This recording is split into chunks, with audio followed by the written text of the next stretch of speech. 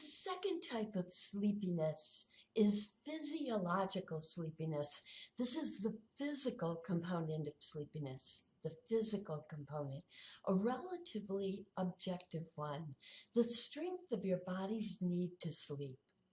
It is most commonly measured using the multiple sleep latency test. Oftentimes, this is just referred to as the MSLT. I want you to really pay special attention to this one. It's going to pop up very frequently in research, the multiple sleep latency test, referred to as the MSLT. For this test, a person is given a 20-minute opportunity to fall asleep in a quiet, comfortable sleep lab room every 2 hours throughout a day.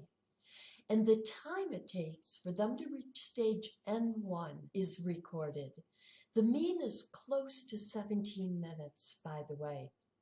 Now, if one is able to reach N1 in 5 or less minutes, it usually indicates a pathological level of sleepiness for during normal, wakeful daytime hours. Here's a normal MSLT score printout.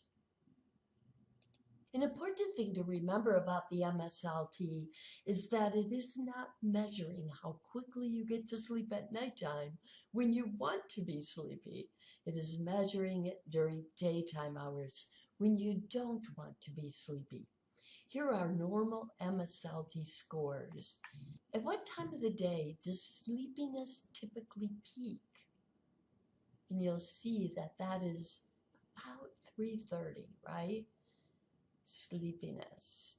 Now, some researchers experiment with measuring theta waves as a way of measuring physiological sleepiness, but this has not been established as a very valid or reliable measure because circadian rhythms affect theta waves, as do meditative activities.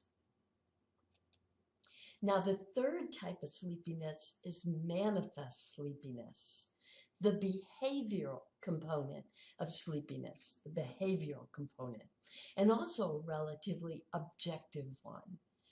One way to measure manifest sleepiness is the maintenance of wakefulness task.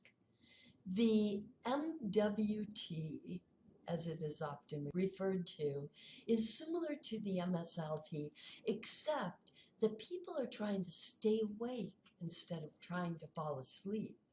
As such, it measures the ability to remain awake. Let me repeat that. It measures the ability to remain awake.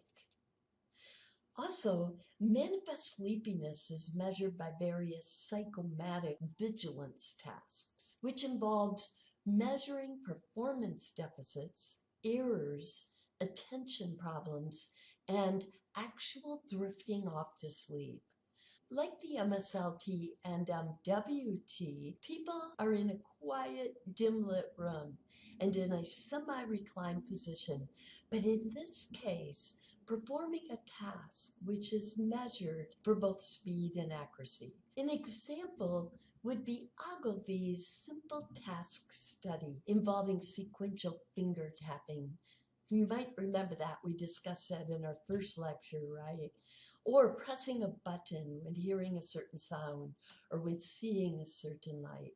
Something that's pretty simple, right? But measuring both speed and accuracy. Okay, let's just look at a few terms here. Sleep deprivation refers to no sleep at all. How long do you think you would survive with no sleep? The average for human beings is 14 nycthamerons. Acute sleep restriction means you usually get the sleep you need, but occasionally you don't get enough. An example would be getting an hour or two less sleep than you need once or perhaps twice a week.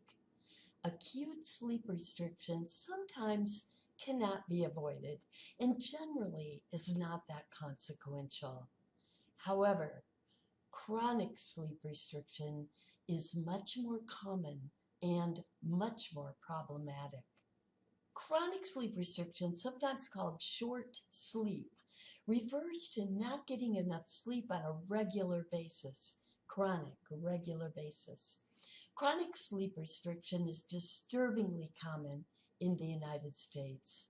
A study by the National Sleep Association, which we will call American Sleep Debt Study, showed that most adults in the United States get less than 7 hours of their 7 to 9 recommended hours during their entire work week.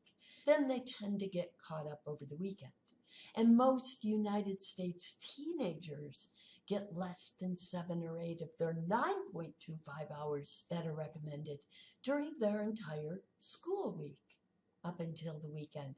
Sound familiar?